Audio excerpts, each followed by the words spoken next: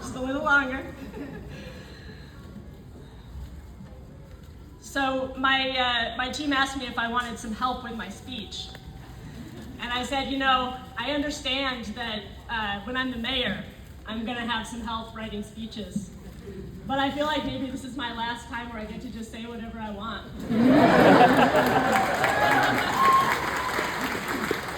So y'all are getting an unvetted speech here. I can feel some waves of anxiety. It's gonna be okay. It is such a pleasure and an honor to be here with all of you today. I look out and I see so many people who have played a role in getting us to this place of promise and hope. I see friends and colleagues and family. I see people I've known for years, and others I just met this year, and many others who I don't yet know. I see people whose names are known and celebrated, and others whose work is quiet and behind the scenes, but no less important. I see fellow organizers. I see union members. I see tech workers and baristas. I see city employees. I see elected officials. And I know there's at least one former mayor here. I see young people and elders. I see people whose families have lived here for generations, and others who maybe just arrived to make Seattle your home. And to all of you, and to everyone watching from afar, and to all of the people who could not be here today because they are doing the hard, unsung work that makes Seattle run, I say, this is your city.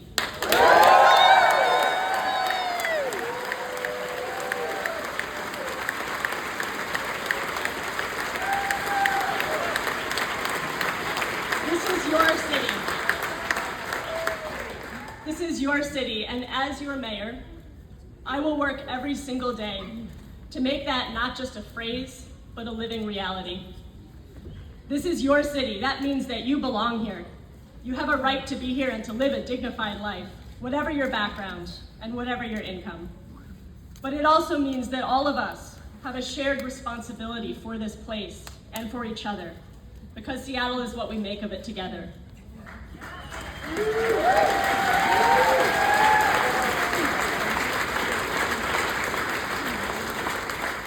It's hard for me to believe that it's been less than 2 months since the election.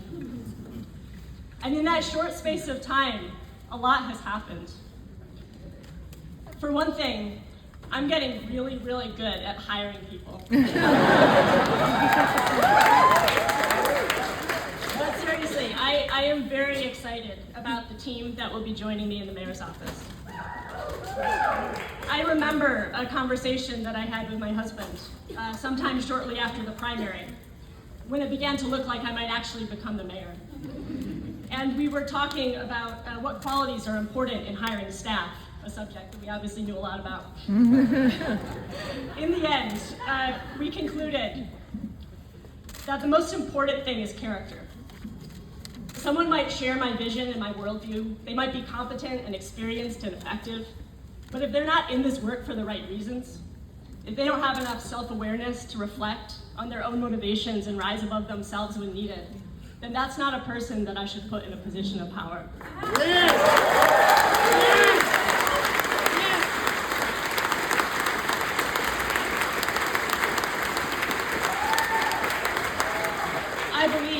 I believe that it is so important that the people working alongside me in the mayor's office every day are good people with good judgment who have the best interest of our city at heart. And I am filled with confidence and hope for the future, in part because I know that that is going to be the case. We're still building this team, but many of them are already on board and are sprinkled among you here today, and I hope you get to meet them. What else has happened since election night? Well, late last month, I had the honor of being noticed by the President of the United States, who called me a very, very liberal/communist mayor.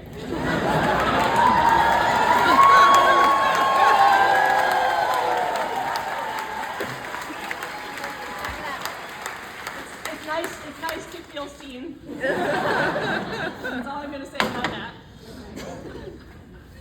And earlier this month, we launched our transition team. So this team is composed of about 60 volunteers, community leaders, and experts in their fields who are helping to turn many of the issues that I campaigned around into actionable plans and recommendations for my administration. Many of these people are also here today, some of them behind me. And I want to say a few words about their work because I am very proud of what they're doing. So sometimes mayoral transition teams can be a little bit performative. You select a bunch of people with names that other people recognize, you put them in a big room, everyone says their piece, they feel important, you feel important, and then everyone goes home. I really hate that kind of thing. Love the honesty. I don't like wasting people's time. So as a community organizer, I decided to do things a little differently. For our transition team, we chose people who are willing to roll up their sleeves, put in real time and labor, and expand the tent.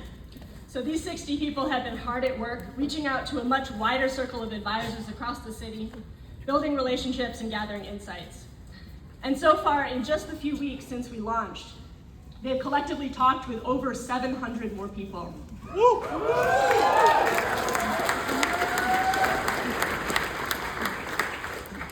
This process will continue through January, and I am so grateful for the work of this team and excited to see the recommendations that they assemble.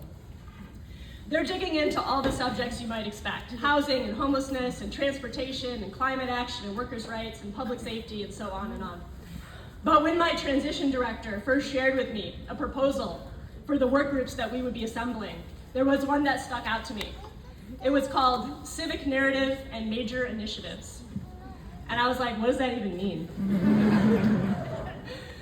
Civic narrative.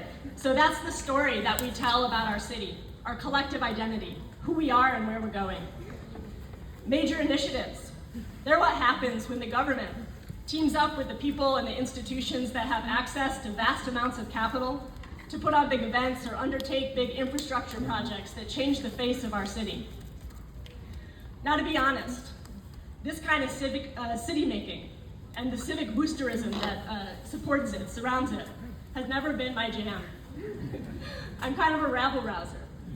I campaigned on affordability, on homelessness, on taxing the rich.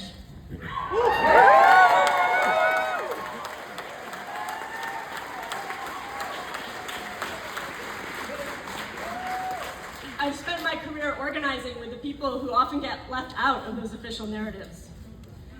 But now I'm the mayor. And it's my job to channel excitement for major projects. And not just that, I have to genuinely care about them. Enough to exercise good judgment and make the best decisions possible for our city. And so I had a little bit of a crisis of conscience. Can I do that? Can I be the mayor of the waterfront and the World Cup and the stadiums and the Seattle Center and the Convention Center and any other centers we might decide to build? Well, I have some good news for our city. Yes, I can.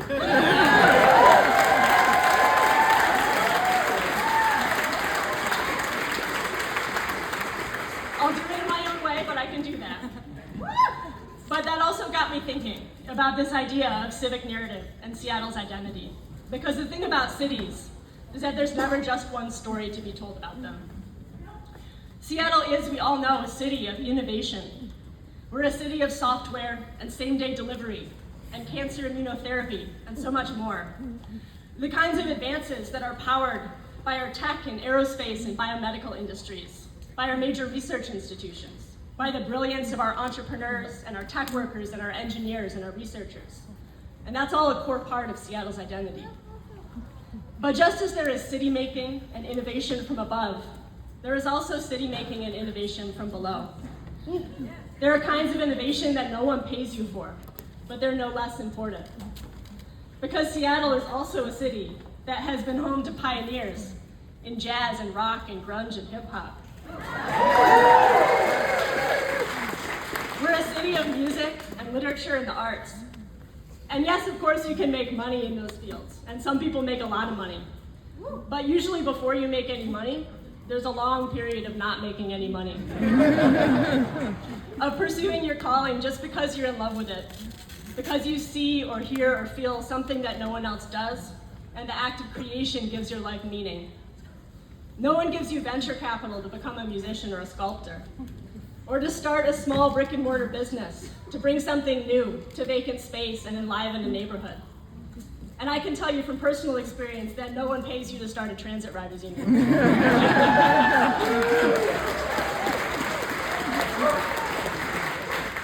No one pays you to try to change the way power flows through the city, to change who has a voice in shaping our city's future and its politics. And these kinds of innovation from below are something that I am afraid we are at risk of losing because it is so hard to afford to live in this city. Yep. So when we fight for affordable housing and childcare, it is not just about solving the math problem of how to make your household's revenue exceed its expenses. And when we talk about shaping our transportation system and our neighborhoods, it's not just about making people's commutes safer or shorter or less polluting. It's about opening up the time and the space where life happens, where people can breathe and experience and create, where we can be full human beings and not just means to an end.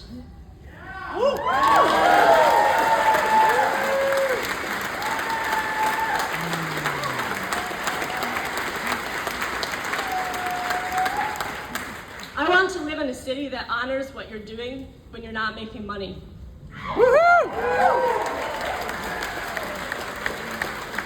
I'm not talking about watching Netflix, by the way. I mean the time that you spend with your kid at the playground or caring for a sick friend.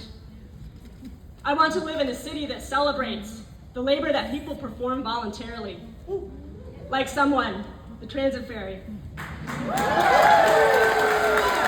who spends all day cleaning up bus stops, even though no one is paying her to do it. A city that values the pursuits that create beauty and community, whether or not they ever turn into careers. A city that thinks that you should have time to read a book and lay on the grass staring up at the clouds.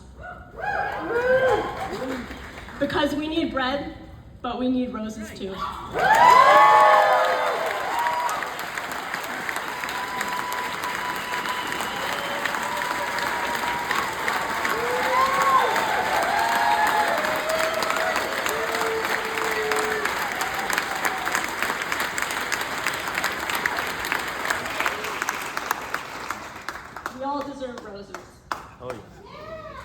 And we can honor this work and leisure too, not just by praising it or saying that we value it, but by fighting to make possible a way of life where you do not have to spend every waking moment figuring out how to pay your bills.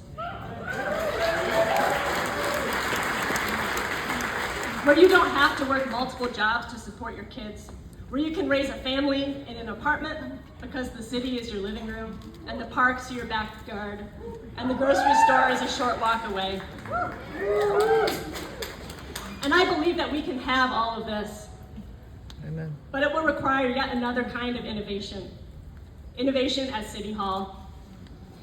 We are in a moment that calls for vision and ambition. And also, I know that the necessary foundation for ambition is trust. And there is no more important part of my job as mayor than to build up deserved trust, your trust in local government.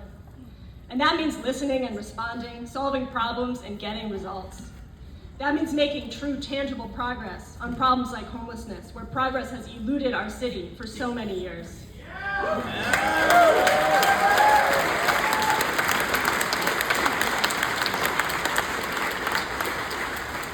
I believe that we can do all of this, and we can also do big new things. And we have to do big new things. And I'm going to be calling on all the brilliance and the creativity and the dedication of our public sector workers, our city employees, as we push the boundaries of what we can accomplish together. But most of all, success is going to require all of you. Is anyone here at Seattle City Hall for the very first time this morning? Yes! That's a lot of hands. Welcome. This is your building.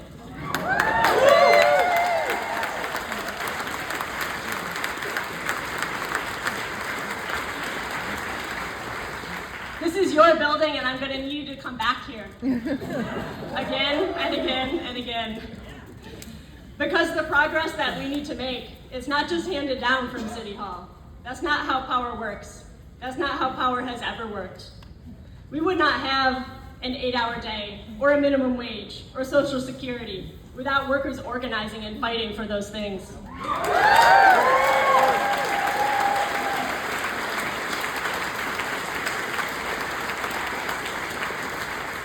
We would not have the rights that we have for women, for Black and brown people, for the LGBTQ+ community, without mass social movements fighting for dignity and equality.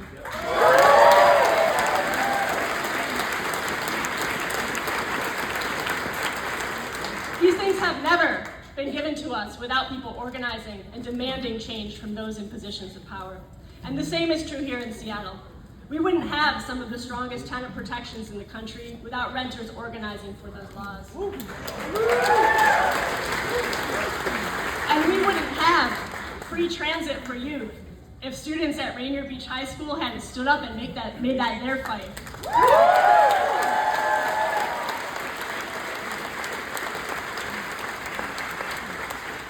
We wouldn't have Jumpstart Seattle without a multi-year grassroots campaign for progressive revenue.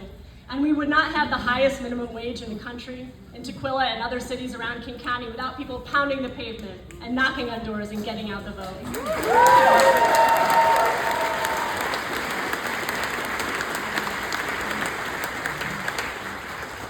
With all of you is where this power lies. And that is why I intend to govern in a way that creates space for organizers and ordinary people to do the work of pushing our city and our society forward toward realizing our highest and best aspirations. Because I know that what I am able to accomplish in office will depend on what you are able to build on the outside. This is your city, and I am so, so proud to be your mayor.